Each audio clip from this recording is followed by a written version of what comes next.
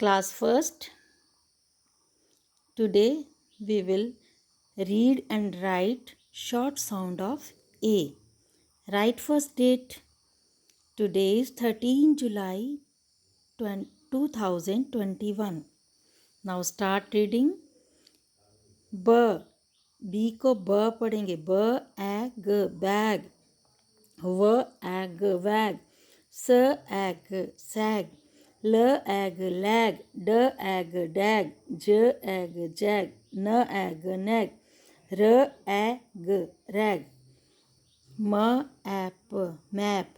न ए प नैप. ल ए प लैप. ट ए प टैप. क ए प कैप. ज ए प जैप. ग ए प गैप. र ए प रैप. ल ए ड लैड. एच ह की साउंड करेगा. ह एड हैड. प एड पैड. म एड मैड. ब एड बैड. स एड सैड. ड एड डैड. अ ड ड आड. आप जैसे आपको इजी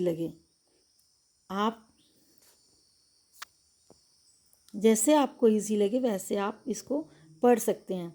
ऐसे भी पढ़ सकते हैं. BAG bag. जी जो है वो ग की साउंड करता है.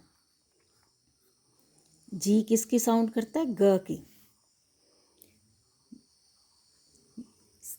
वैग. WAG. SAG sag. LAG lag. DAG डैग.